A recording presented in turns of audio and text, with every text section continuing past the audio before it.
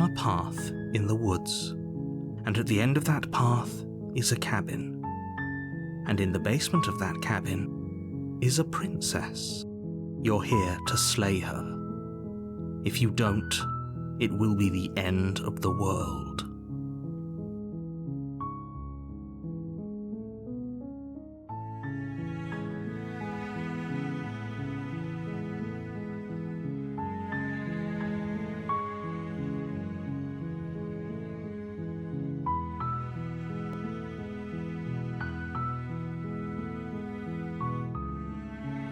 Are you serious?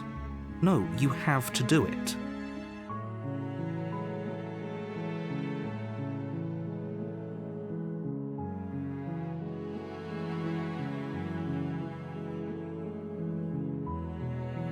Of course I haven't. Why would I even consider that? Nobody wants the world to end. I mean, maybe some people do, like nihilists or very, very evil people, but surely you're not one of those, right?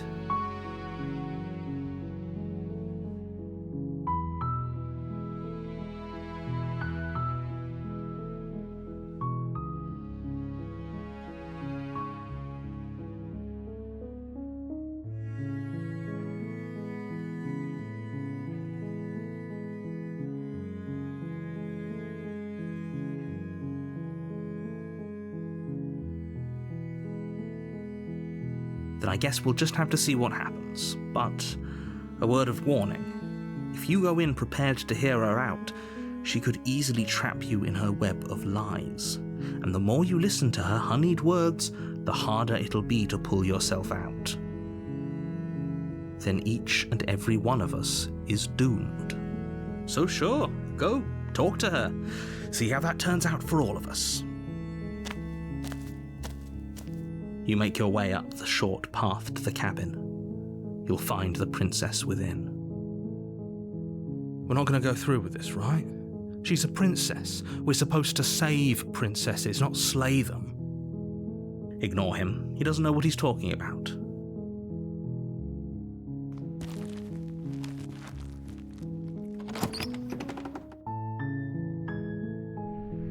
The interior of the cabin is almost entirely bare. The air is stale and musty, and the floor and walls are painted in a fine layer of dust. The only furniture of note is a plain wooden table. Perched on that table is a pristine blade. The blade is your implement. You'll need it if you want to do this right. You take the blade from the table. It'd be rather difficult to slay the princess and save the world without it.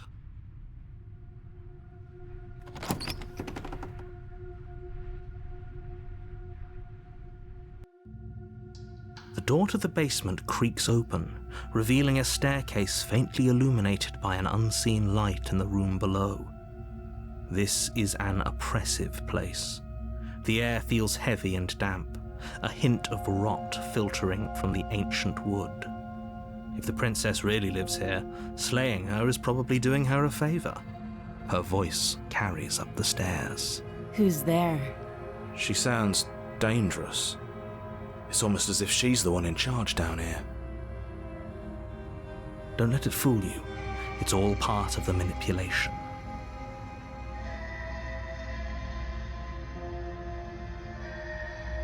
Don't be a stranger. It's been so long since I've had any visitors. Come on down. You walk down the stairs and lock eyes with the princess. There's a heavy chain around her wrist, binding her to the far wall of the basement. She's so coldly beautiful. Is she really a threat to the world? Focus on the task at hand. And there you are. Are you here to kill me or something?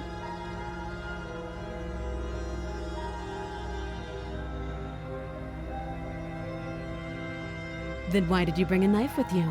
How about you drop it, and then we can chat? She makes a compelling point. What if we just dropped the blade and talked? Look at her. It's not like she's a threat. Don't you dare. It's fine. We can decide what we want to do after we talk to her. Maybe she really is a monster, but killing someone in cold blood isn't very becoming of us.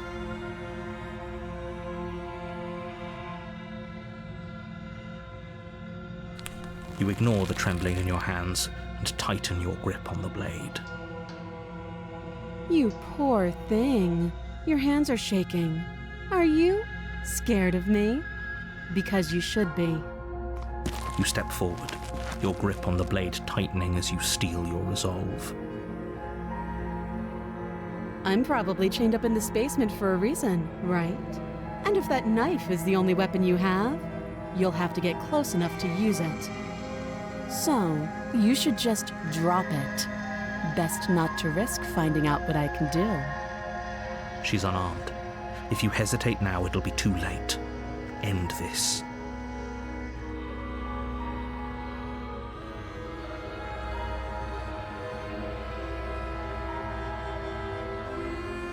Then I'm not talking to you.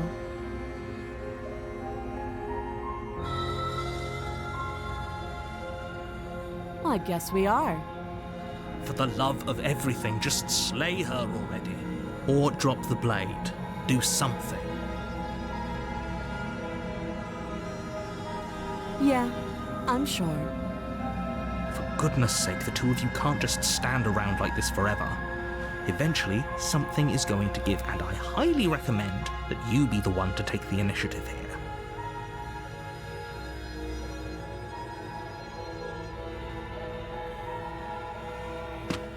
Doubt, unfortunately, clouds your thoughts as you attempt to run her through.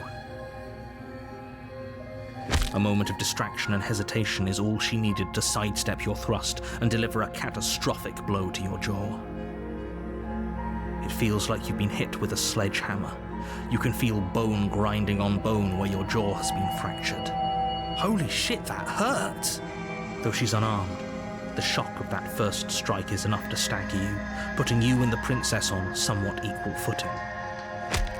Your blade slashes through the air again and again, and her fists connect with your body as many times or more, each impact as heavy as that first bone-crushing hit. We can still turn this around.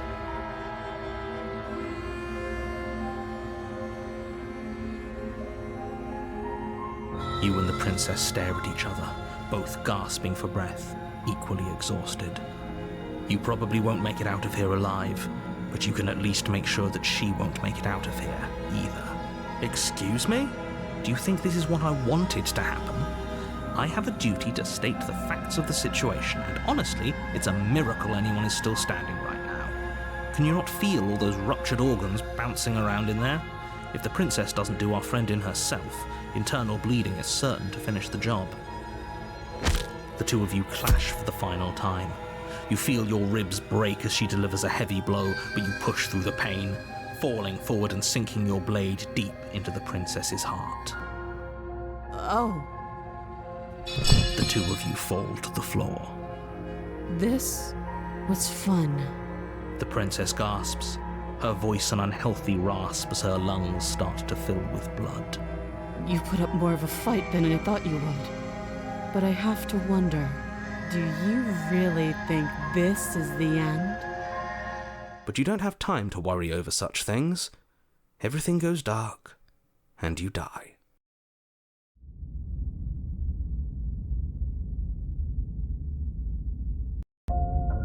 You're on a path in the woods, and at the end of that path is a cabin. And in the basement of that cabin is a princess. You're here to slay her. If you don't, it will be the end of the world.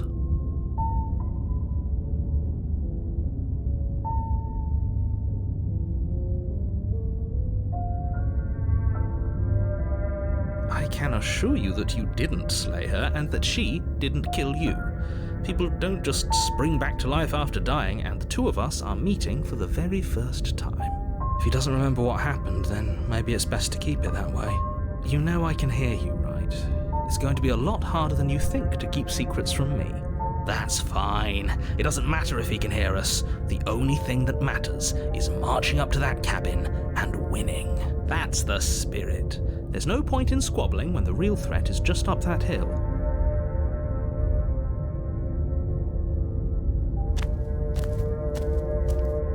warning before you go any further. She will lie, she will cheat, and she will do everything in her power to stop you from slaying her. Don't believe a word she says. Lying and cheating doesn't sound like her at all. Not that it matters. It's not like she can lie or cheat in the middle of a fight.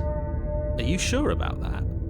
The point of my warning wasn't to start an argument over what circumstances the princess is capable of lying in. It was to give you some broadly applicable advice.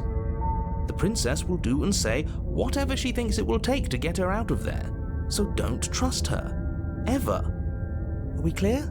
Crystal, let's just get on with it already.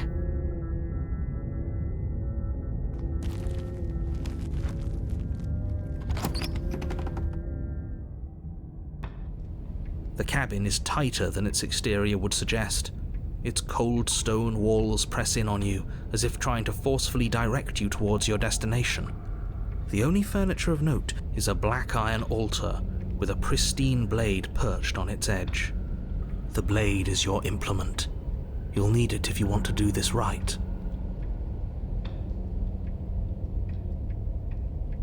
You take the blade from the altar. It would be difficult to slay the princess and save the world without a weapon.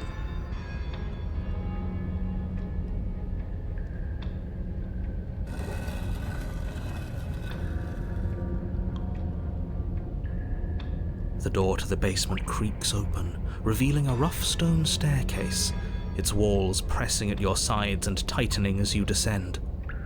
The air seeping from below is heavy and oppressive, with an almost sulfuric odor to it. If the princess lives here, slaying her would probably be doing her a favor. Her fierce voice carries up the stairs. Is that another challenger? Finally! It's been ages since I've had a good fight. This isn't what she sounded like last time. Her voice is a little deeper, almost threatening. Good. Sounds like my kind of princess. As much as I appreciate the enthusiasm, just make sure you don't let your bloodlust get to your head. You need to stay focused and keep your wits about you. Remember, you're here to slay the princess, not to have a good fight.